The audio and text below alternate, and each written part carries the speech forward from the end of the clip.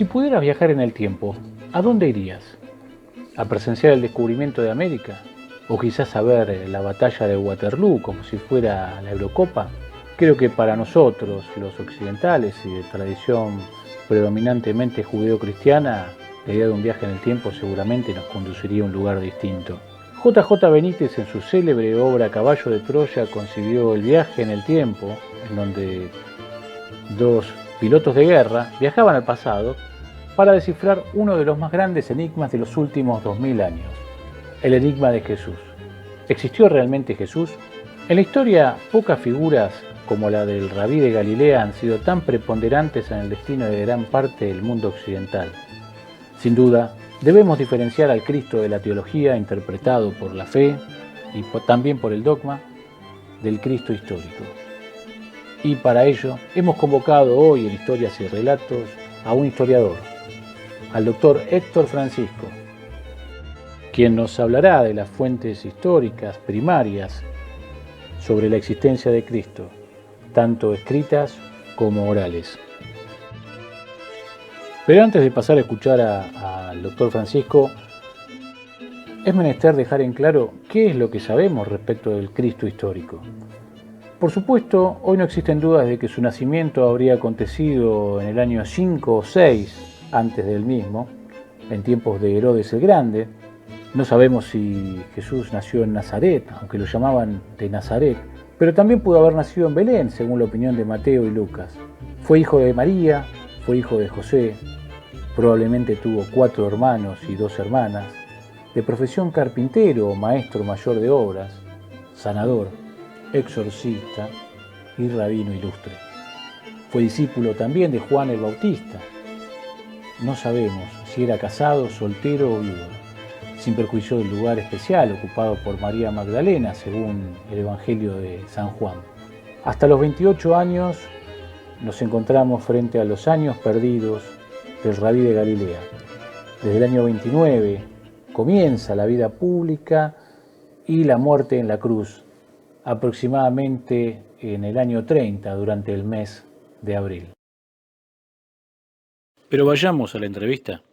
Ahí está. Mira, a ver, como vos decías hace un rato, primero, ¿cuáles son las fuentes justamente que tenemos de Jesús?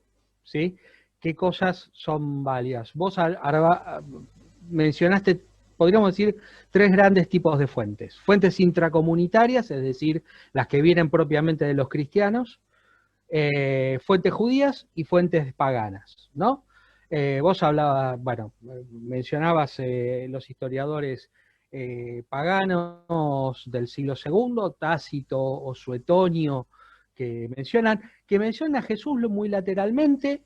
Imagínate que es una literatura de las grandes élites, ¿no? De la élite romana, que no les interesaba mucho este personaje medio oscuro de una provincia de Judea, de una provincia muy marginal del imperio, problemática, pero en última instancia con una importancia relativa.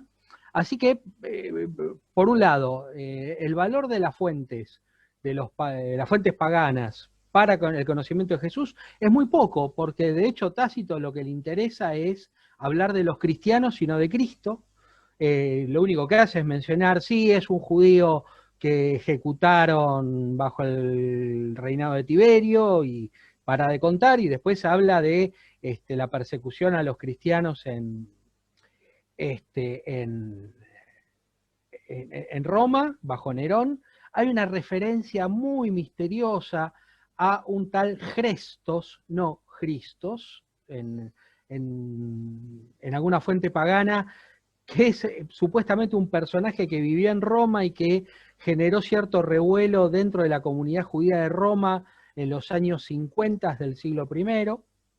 Es interesante, pero tampoco, generalmente los historiadores suelen asumir que no se trata de Cristo, ese personaje, sino alguien con un nombre similar. Y después tenés las fuentes judías, principalmente Flavio Josefo, pero también hay muchas fuentes o muchas referencias a Jesús en el Talmud.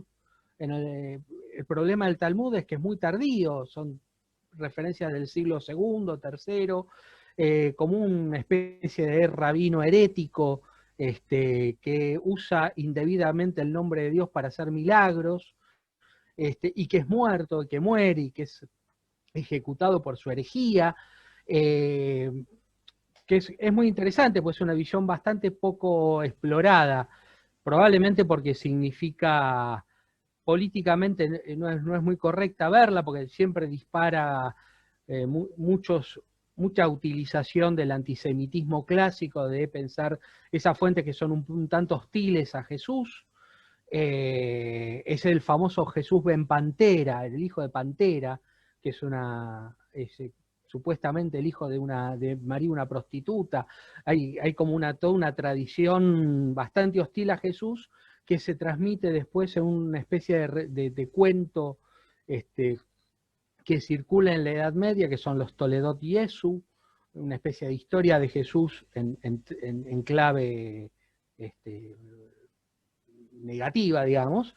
Y después tenés, bueno, de nuevo, es toda una literatura medio tardía y que es difícil de interpretar porque es más bien hostil, y en esa hostilidad probablemente se metan un montón de cuestiones que no tienen que ver con la historia.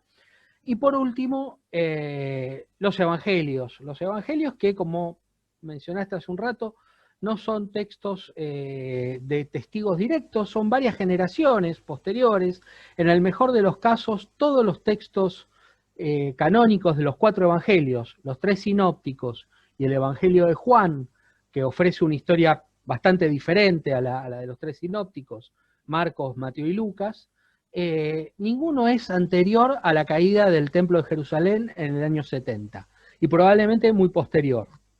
Y eso genera, bueno, y de la lectura de los evangelios te das cuenta que son personajes que desconocieron el contexto del cual están escribiendo.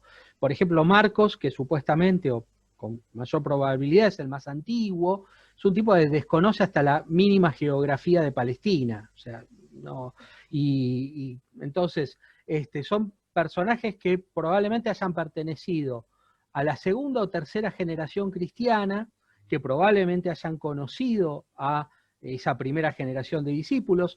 Acordate un detalle que no es menor, que los evangelios no dicen el evangelio de San Mateo o de Marcos o de Lucas, sino según, ¿no? La preposición ahí en griego es katá, que se traduce como según. Y no es que se le atribuya la autoría a esos personajes, sino que se hacen cargo de una tradición. Bueno, este es el Evangelio según nos lo contaba San Mateo, este es el Evangelio según nos lo contaba Marcos.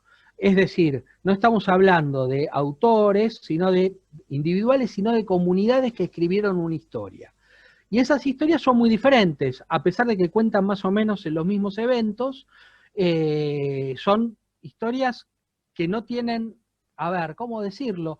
No tienen el espíritu del historiador moderno, al viejo estilo positivista, como decía Ranke, describir el pasado tal cual sucedió, sino más bien contar una historia que es pedagógica, ¿no? Que enseña algo. Y los eventos, si son reales o no, bueno, es muy relativo. El mejor ejemplo de esto es que ninguno de los 4 evangelios, por ejemplo, reproduce las últimas palabras de Jesús en la cruz de la misma manera. No son las mismas. Y eso tiene mucho que ver con casi lo que es un género literario, que es el de las últimas palabras de personajes famosos, ¿no? Entonces, según lo que dijo Jesús en el momento de morir, hay como una enseñanza. Entonces, con este ejemplo, ¿qué quiero decir? Que en realidad, bueno, estos textos no estaban pensados para describir la vida de Jesús tal cual sucedió, sino para dar una enseñanza en Jesús, ¿no? Para Mateo, Jesús es el cumplimiento de las profecías de los profetas de Israel. Para Marcos es el Hijo de Dios que vino a la tierra a proclamar el reino de Dios. Para Lucas es un filósofo casi al estilo Sócrates, que tiene una enseñanza moral, ¿no? Y Juan, que es digamos, el más esotérico, el más mistérico de los cuatro, bueno, es el Logos encarnado, es esa sabiduría divina que se encarna en una persona. Entonces, por eso, yo qué sé, el Jesús de Marcos es un Jesús muy humano, terriblemente humano, se enoja, habla mal, le contesta mal a la gente, y en la cruz dice, tengo sed, no dice ninguna gran enseñanza. ¿Sí? En Juan, sin embargo, Jesús dice, bueno, se ha cumplido, ¿no? O sea, lo que vine a hacer está hecho. Y es un Jesús casi que no tiene emociones, que no habla, o perdón, que habla, no habla en ese lenguaje llano de Marcos, digamos. Son, Perdón, en ese sentido, Es un Jesús que no tiene miedo, el de Juan. claro, no tiene miedo, asume su. No sufre en el huerto de Getsemaní pidiéndole a Dios, por favor, sácame de esta. Tengo miedo. No es un Jesús que dice, tengo miedo, es el que viene a cumplir la palabra. ¿Sí? Es un Jesús poco humano, es el Logos divino. Bueno, en ese sentido, ¿y qué pasa después con los evangelios apócrifos? Porque hay una cierta fascinación, o sea, todo el mundo dice, bueno, los evangelios apócrifos representan la verdadera tradición de Jesús porque los evangelios canónicos son como una suerte de gran engaño orquestado por la iglesia institucional. Muchos dicen, bueno, Constantino en el siglo IV, prohíbelos. No, los evangelios apócrifos, que son muchas cosas diferentes, todo es una bolsa, básicamente es una bolsa de gatos, ¿no? Hay muchos 70 y textos. pico de libros. Claro, son 70 y pico, y algunos son poco menos que novelitas piadosas. Por ejemplo, todos los evangelios de la infancia, que es la gran cosa que es interesante. Vos decías que la vida pública de Jesús dura 3 o 4 años, ¿sí? De que tiene 30 a 33. Sabemos muy poco de los primeros 30 años de vida, pero los evangelios digamos, los evangelios de la infancia, que son muchos, se centran básicamente cuando Jesús era niño. Y es muy interesante porque ese es el momento en el que nadie sabe dónde estaba. Bueno, son anécdotas de Jesús viviendo en Egipto con María y José. Y esos textos, por ejemplo, estos apócrifos de la infancia, fueron leídos sin ningún problema durante toda la Edad Media y durante toda la modernidad.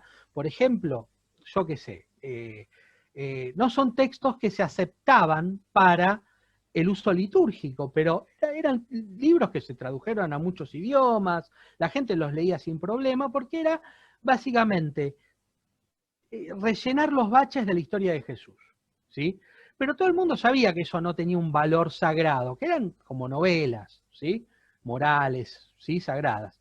Hay otros evangelios que son más complicados porque proponen visiones más heréticas, ¿no? Yo qué sé, el Evangelio de Pedro, que es muy conocido, que es De Judas. dependiente, De o el de Judas. Judas, que tanto revuelo cuando se publicó hace unos pocos años, se descubre el manuscrito Chacos en Egipto, que contiene el Evangelio de Judas, se armó revuelo, con una traducción, a ver, en esto en el mundo académico hay de todo, ¿no?